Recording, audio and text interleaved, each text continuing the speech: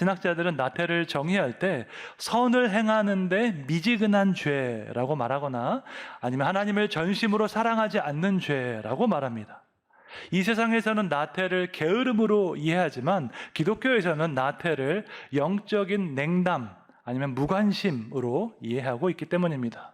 우리의 영혼이 병들어서 의욕도 잃어버리고 활력도 잃어버린 그 상태를 가리켜서 성경은 나태라고 부릅니다. 그러면 나태의 특징이 무엇인지 하나씩 살펴보도록 하겠습니다. 첫 번째로 나태의 특징은 행하는 죄가 아니라 행하지 않는 죄라는 것입니다. 여러분, 죄에는 크게 두 가지 종류가 있습니다. 첫째는 잘못된 일을 행하는 것입니다. 이것을 영어로 sins of commission이라고 하는데요. 두 번째 죄가 또 있습니다. 옳은 일을, 마땅히 해야 하는 옳은 일을 행하지 않는 것 또한 죄입니다. 이것을 영어로 sins of omission이라고 합니다. 일반적으로 우리 생각에는 죄는 나쁜 일을 행하는 게 죄라고 생각합니다. 도둑질을 하거나 간음을 하거나 하나님께서 하지 말라고 하신 것을 행하면 죄라고 생각합니다. 맞습니다. 하지만 그뿐만 아니라 마땅히 해야 하는 옳은 일을 행하지 않는 것도 죄입니다. 예를 들어서 부모님을 공경하지 않는 것 죄입니다. 형제를 사랑하지 않는 것 죄입니다. 잘못된 일을 행하는 것도 죄이지만 옳은 일을 하지 않는 것 또한 죄인 것입니다. 야고보서 4장 17절 말씀 우리 함께 읽겠습니다. 그러므로 사람이 선을 행할 줄 알고도 행하지 아니하면 죄니라.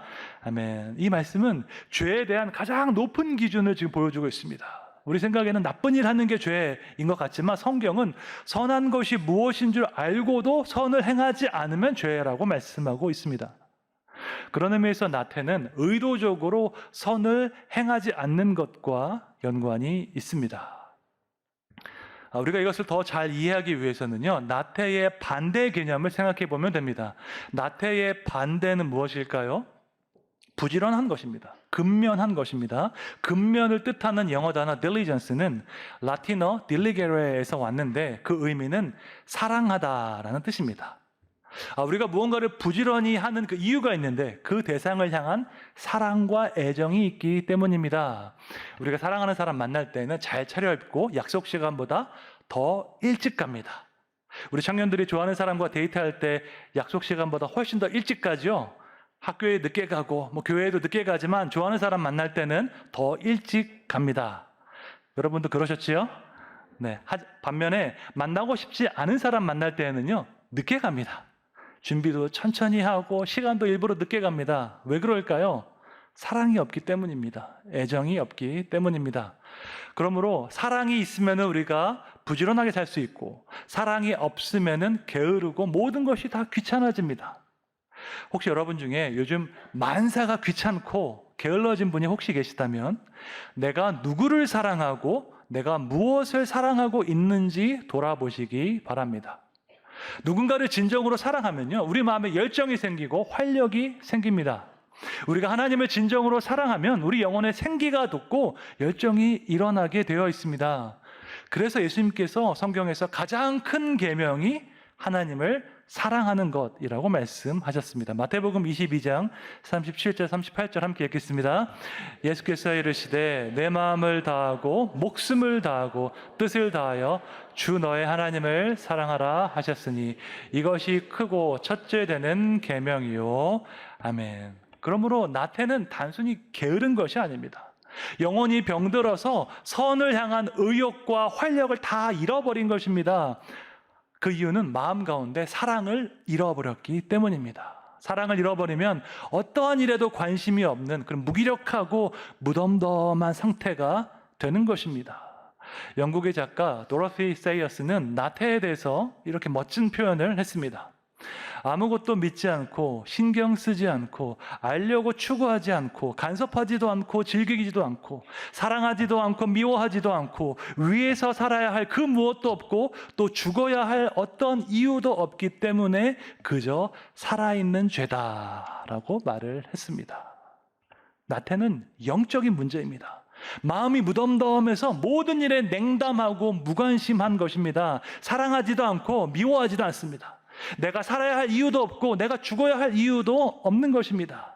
차지도 않고 덥지도 않은 그 마음, 선을 행하려는 어떤 의지도 없고 활력도 없고 열정도 없는 그 마음이 바로 나태입니다. 두 번째로 나태는 둔해진 마음과 귀에서 시작되었습니다. 사실 이것이 나태의 근본적인 원인입니다. 영혼이 병들어서 무덤덤하고 무관심한 것이 나태의 증상이라면 그 핵심 원인은 마음이 둔하고 귀가 둔해졌기 때문입니다. 오늘 본문이 속한 큰 단락은요, 히브리서 5장 11절부터 6장 12절까지입니다. 히브리서 5장 초반부에 저자는 예수님께서 멜기세덱의 반차를 따른 제사장이라고 말씀하고 있습니다. 아론의 계열, 아론의 반차를 따른 제사장이 아니라 하늘에서 내려온 영원한 제사장이다라고 소개를 하고 있는데, 당시 성도들이 그 내용을 이해하지 못하니까 그들이 더 성숙하도록 권면해야 했습니다. 그래서 히브리서 저자는 이렇게 말하고 있습니다. 5장 11절 말씀 함께 읽겠습니다. 멜기세덱에 관하여는 우리가 할 말이 많으나 너희가 듣는 것이 둔함으로 설명하기 어려우니라. 아멘. 멜기세덱에 대해서 하고 싶은 말이 많이 있는데 당시 성도들이 신앙의 초보 단계에 있기 때문에 자세하게 설명할 수 없다는 것입니다. 그들의 신앙이 왜 초보적인가 그 이유를 설명하면서 너희가 듣는 것이 둔하기 때문에 그렇다라고 말하고 있습니다. 이것이 무슨 뜻입니까? 말씀을 듣는 것에 게으르기 때문에 영적으로 성숙하지 못했다 하는 것입니다. 그 정도 예수님을 믿었으면은 신앙이 자라나서 어려운 이야기도 들을 수 있어야 하는데 듣는 것에 게으르기 때문에 신앙이 성숙하지 못했습니다. 듣는 것에 게으르다 할 때 이 게으르다라는 그 헬라어 단어가 nothro스인데요. 이 똑같은 단어가 히브리서 6장 12절에 한 번 더 사용되었습니다. 6장 12절 말씀 함께 읽겠습니다. 게으르지 아니하고 믿음과 오래 참음으로 말미암아 약속들을 기업으로 받는 자들을 본받는 자 되게 하려는 것이니라. 아멘. 말씀을 듣는 것에 게으르게 되면은 실제 행동에서도 게으르게 된다 하는 것입니다. 이 헬라어 너스로스라는 단어가 성경 전체에서 딱 2번 사용되었는데 히브리서 5장 11절과 6장 12절입니다. 말씀을 듣는 것에 게으르게 되면은 실제 행동에서도 게으르게 된다는 것을 강조하기 위해서 그 전체 문단 맨 앞에 나왔고 맨 마지막에 똑같은 단어가 사용되었습니다. 이것은 아주 의도적이고 매우 신학적인 표현입니다. 여러분 30년을 교회를 다녀도 변하지 않는 분들이 간혹 계십니다. 30년 전 신앙이나 지금 신앙이나 똑같은 경우가 있습니다. 왜 그럴까요? 말씀을 듣는 것에 게으르기 때문입니다. 말씀을 듣는 것에 무덤덤하고 무관심하고 열정이 없기 때문입니다. 더 이상 배울 것도 없고 배울 필요도 없다고 생각하기 때문입니다. 배우려고 하지 않는 것은 성장하지 않기로 다짐하는 것과 똑같은 것입니다. 사실 이것만큼 부모의 마음을 애타게 만들고 안타깝게 하는 일이 없습니다.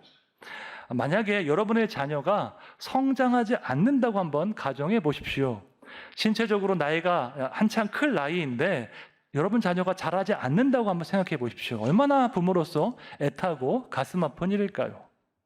아니면 신체적으로는 잘 컸는데 정신적으로 성장하지 않았다고 한번 가정해 보십시오. 덩치는 산만하고 나이도 먹었는데 여전히 아이처럼 행동한다고 생각해 보십시오. 책임감도 없고 이기적으로 살아가고 자기 앞가림도 못한다고 생각해 보면 부모로서 너무나도 마음 아픈 일일 것입니다. 신체적으로 정신적으로 성장하지 않는 아이는 부모의 마음을 아프게 합니다. 마찬가지입니다.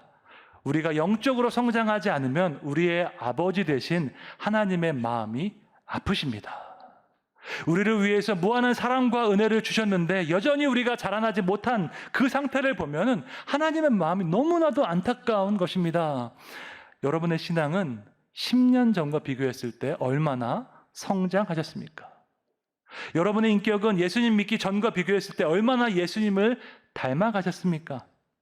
둔해진 마음과 둔해진 귀로는 절대로 성장할 수 없습니다. 성장하기 위해서는 배우고자 하는 그 마음이 필요합니다. 성장하기 위해서는 열심히 듣고자 하는 그 결단이 필요한 것입니다. 나태의 세 번째 특징은 중간에 포기하는 것입니다. 나태에 빠진 사람은 끝까지 인내하는 법을 배우지 못했습니다. 시작은 거창하게 시작하고 말은 거창하게 하지만 실제로 어느 것 하나 끝내지 못하는 사람입니다. 그래서 중간에 포기하는 것이 나태의 중요한 특징입니다. 성경에 보면은 예수님을 따라가다가 중간에 포기하는 사람들이 여러 명 나옵니다. 그 중에 가장 대표적인 사람이 마가 요한이라는 제자입니다. 그는 예루살렘 출신으로 부유한 사람이었고 레위인이었습니다. 그 마가의 다락방에서 120문도가 기도할 때에 오순절에 성령께서 강림하셨습니다. 초대교회 핵심 인물이었던 그가 이제 바울과 바나바의 그 1차 전도 여행에 동행했다가 중간에 포기하게 됩니다. 버가에 이르렀을 때에 그는 바울과 바나바를 떠나서 다시 예루살렘으로 돌아왔습니다. 사도행전 13장 13절에 나옵니다. 함께 읽겠습니다. 바울과 및 동행하는 사람들이 바보에서 배 타고 밤빌리아에 있는 버가에 이르니 요한은 그들에게서 떠나 예루살렘으로 돌아가고 아멘. 왜 마가 요한은 중도에 포기했을까? 그동안 학자들이 연구를 많이 했습니다. 말라리아에 걸려서 몸이 아파서 포기한 것은 아닐까? 아니면 선교 현장에서 영적 전쟁이 너무너무 심해서 중간에 포기한 것은 아닐까? 아니면 자기 삼촌인 바나바보다 사도 바울이 더 큰 주목을 받고 주도권을 가지니까 실망해서 포기한 것은 아닐까? 여러 가지 학설이 있지만 성경은 그 어떤 것도 확실한 답을 주지는 않습니다. 다만 한 가지 확실한 것은 마가가 중도에 포기한 것이 아주 심각한 문제였다는 사실입니다. 바울과 바나바가 2차 전도여행을 갈 때 이 마가와 함께 할 것인지 말 것인지를 놓고 논쟁을 벌였고 그 결과 두 사도가 갈라서게 되었습니다. 초대교회를 대표하는 두 사도가 갈라질 정도로 이 마가의 문제는 심각한 문제였습니다. 그러면 우리는 어떻습니까? 우리에게는 이 마가와 같은 연약함은 없습니까? 처음에 시작할 때는 아주 거창하게 시작하지만 끝까지 가지 못하고 중도에 포기할 때가 있습니다. 우리가 새해가 될 때 여러 가지 결단과 결심을 하지만 이제 3월 중순쯤 왔으니까 여러 가지를 포기한 경우도 있으실 것입니다. 아주 좋은 책을 추천받아서 열심히 읽으려고 마음을 먹고 시작했는데 중간도 못 가서 포기한 경우가 많이 있습니다. 끝까지 포기하지 않는 그 인내가 필요한데 이것을 배우는 일은 사실 참 어려운 일입니다. 웨스트포인트로 알려진 미국 육군사관학교에 입학하는 것이 지금도 아주 어려운 일입니다. SAT 점수 좋아야 하고 아주 고위 공직자의 추천서도 받아야 하고 체력평가에서도 아주 최고점을 받아야지 입학할 수 있습니다. 실제로 오늘날에도 웨스트포인트에 입학하는 것이 아이비리그 대학에 입학하는 것만큼이나 어려운 일입니다. 그런데 그렇게 어렵게 그 학교에 입학한 생도 중에서 약 20%는 졸업을 하지 못하고 중퇴한다고 합니다. 그래서 그동안 수많은 사회학자들이 왜 이 육사 생도들이 20%나 중도에 탈락하게 될까 연구를 했습니다. 입학 성적을 보고 체력 평가를 보고 아니면 가정 환경을 보고 여러 가지 요소를 기준으로 연구를 했는데 특이할 만한 점을 찾지 못했습니다. 그러다가 펜실베니아 대학의 앤젤라 더크워스라는 교수가 한 가지 결정적인 요소를 발견했습니다. 그것은 바로 포기하지 않는 끈기였습니다. 어떤 실패와 좌절을 마주할 때에 포기하지 않는 끈기를 가진 생도는 학교를 졸업했습니다. 반면에 강인한 그 마음의 힘, 끈기가 없는 생도는 중간에 많이 중퇴하게 되었습니다. 이 연구를 바탕으로 해서 앤젤라 더크워스 교수는 다음과 같이 말했습니다. 우리가 궁극적으로 성취할 수 있는 것은 타고난 재능보다는 열정과 끈기에 달려있다라고 말을 했습니다. 사실 이런 말은 자기계발서에 아주 많이 나오는 말이기 때문에 식상하게 들릴 수도 있습니다. 하지만 분야를 막론하고 어느 영역에서든지 간에 놀라운 성취를 이룬 사람은 다 똑같이 말합니다. 재능도 중요하지만 열정과 끈기가 없으면 여기까지 올 수 없었습니다 라고 말을 했습니다. 그 다음에 두 공식을 보면요 더 쉽게 이해할 수 있습니다. 재능 곱하기 노력은 기술이 됩니다.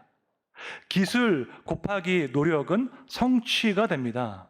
인생을 살아보신 분은 이 공식에 동의하실 것입니다. 아무리 놀라운 재능이 있어도요, 노력하지 않으면 기술로 발전할 수가 없습니다. 아무리 놀라운 기술이 있어도 노력하지 않으면 인생에서 성취의 단계로 나아갈 수가 없습니다. 이 공식을 보시면 재능은 한 번만 카운트가 되는데 노력은 2번 카운트가 되는 것입니다. 물론 우리 인생에서 재능이 중요합니다. 탤런트 중요하죠. 하지만 노력은 재능보다 2배 더 중요한 것입니다. 미국의 30대 대통령 켈빈 클루이지는 이렇게 말을 했습니다. 재능을 가지고도 성공하지 못한 사람은 흔합니다. 그러나 끈기와 결단이 있으면 무엇이든 할 수 있습니다. 라고 말을 했습니다. 실제로 제가 미국에 있을 때에 아주 놀라운 재능을 가지고 있지만 성공하지 못한 사람을 많이 봤습니다. 성공하지 못했다는 것이 불행하게 산다는 것이 아니라 하나님께서 주신 그 잠재력과 능력을 다 발휘하지 못했다는 뜻입니다. 반면에 끈기와 결단력이 있는 사람은 자기가 가진 그 재능에 비해서 훨씬 더 많은 열매를 맺으면서 사는 것을 보았습니다. 제가 얼마 전에 시기에 대해서 설교를 했는데 한 성도님께서 이렇게 질문하셨습니다. 우리가 세상에 나아가서 선한 영향력을 주기 위해서는 세상 사람들과 경쟁해서 이겨야 하지 않을까요? 세상과 경쟁해서 이기는 것이 꼭 나쁜 일인가요? 라고 질문하셨습니다. 이 질문은 아주 좋은 질문입니다. 우리가 받은 그 재능과 달란트를 열심히 개발하고 최대한 활용하는 것은 하나님께서 기뻐하시는 일이기 때문입니다. 달란트 비유해 보면요, 한 달란트 받은 사람이 주인에게 책망을 받은 이유는 그가 실패했기 때문이 아니었습니다. 달란트 가지고 열심히 장사를 했는데 실패하고 주인에게 손해를 끼쳐서 혼난 것이 아닙니다. 한 달란트 받은 사람은 자기가 받은 것으로 아무 노력도 하지 않았기 때문에 혼났습니다. 자기가 받은 그 달란트를 사용하고 개발해서 무언가 하려는 시도조차 하지 않았기 때문에 주인은 그에게 악하고 게으른 종아라고 말씀하셨습니다. 마찬가지로 하나님께서 우리에게 주신 재능과 달란트를 개발하고 사용해야 되는 책임이 우리에게 있는 것입니다. 그런데 한 가지 문제가 있습니다. 현실적으로 우리 모두가 이 세상에 나가서 1등이 될 수는 없습니다. 어떤 사람은 1등을 하고 어떤 사람은 5등을 하고 어떤 사람은 10등을 할 수도 있습니다. 내가 최선을 다했다면 그것으로 충분합니다. 결과에 대해서는 우리가 하나님께 맡겨드릴 수 있습니다. 우리가 받은 그 달란트가 다 똑같지 않기 때문에 우리가 그 결과를 단순 비교하는 데에는 무리가 있다고 생각합니다. 중요한 것이 있다면 내가 받은 달란트를 100% 사용했는가? 내가 중간에 포기하지 않고 끝까지 믿음의 경주를 완주하였는가? 이것이 바로 중요한 것입니다.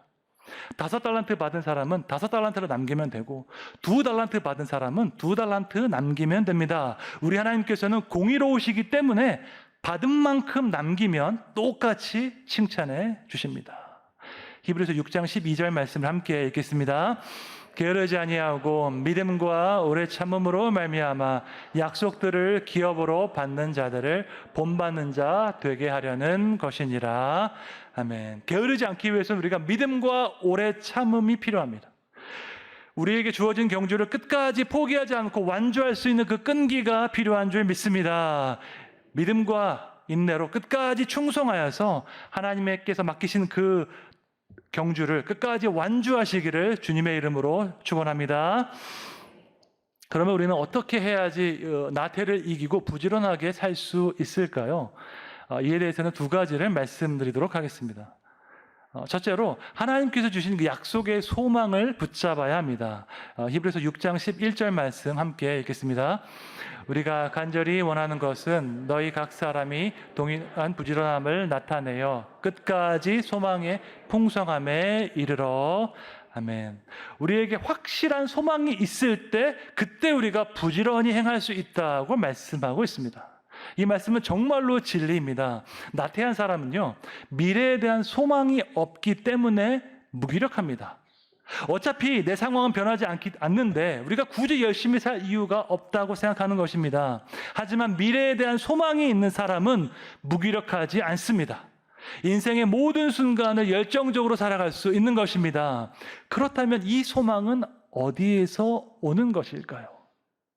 나의 미래가 달라질 수 있다는 믿음에서 옵니다. 나의 미래는 정해진 것이 아니라 변화될 수 있다는 믿음이 있을 때 우리가 소망을 가질 줄로 믿습니다. 그러면 나의 미래는 어떻게 해서 변화될 수 있을까요? 하나님께서 나를 변화시킬 수 있기 때문에 가능한 줄로 믿습니다. 하나님께서 나의 미래를 붙잡고 계시기 때문에 변화가 가능한 줄로 믿습니다. 우리 크리스찬들은 절대로 운명주의적으로 살아가지 않습니다. 나의 미래는 이미 정해진 것이 아니라 하나님의 은혜로 변화될 수 있습니다. 오늘 내가 어떻게 살아가는지, 오늘 내가 어떠한 믿음을 가지고 있는지에 따라서 나의 미래는 변화되는 줄로 믿습니다.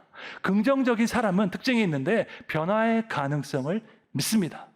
반면에 부정적인 사람에게도 특징이 있는데 모든 것이 다 결정되어 있고 나의 미래는 변화될 수 없다고 믿습니다. 나의 미래는 지금과 다를 수 있다는 그 소망이 있을 때 우리는 열정을 가질 수 있습니다. 지금 나의 이 행동이 나의 내일을 변화시킬 것이라는 소망이 있을 때 우리는 최선을 다해서 살아갈 수 있는 것입니다. 히브리서 6장 19절에 이런 말씀이 있습니다. 함께 읽겠습니다.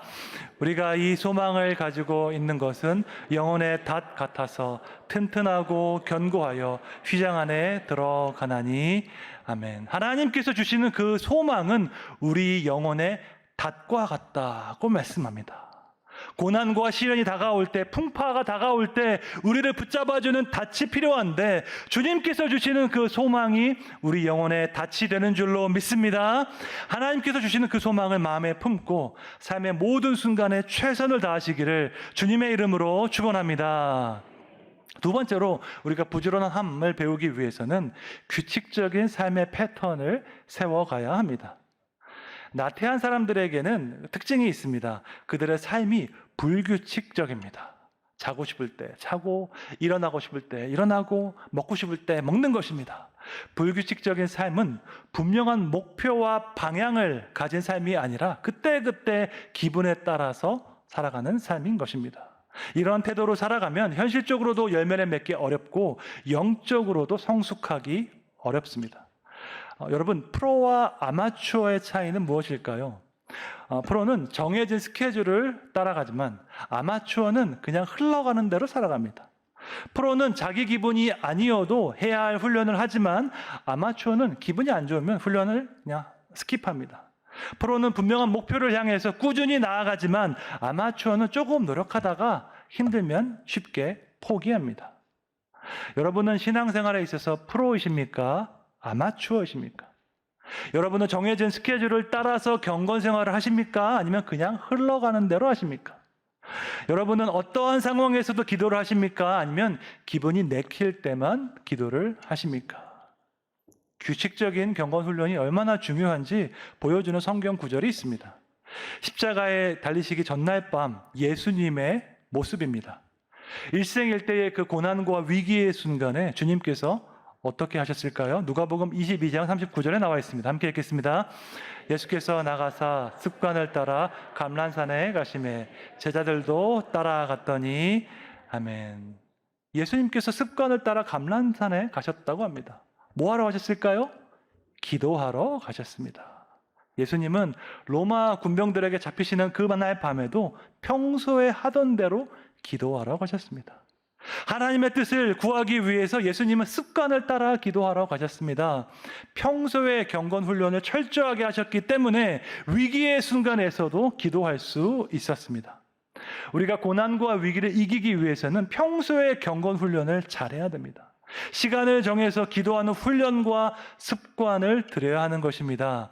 영적으로 성장하기 위해서는 규칙적인 패턴을 세워야 합니다. 정해진 시간에 자고, 정해진 시간에 일어나고, 정해진 시간에 기도하는 이런 습관을 우리가 들여야 합니다. 이렇게 규칙적인 패턴을 세울 때에 우리는 게으름과 나태를 이길 수 있습니다.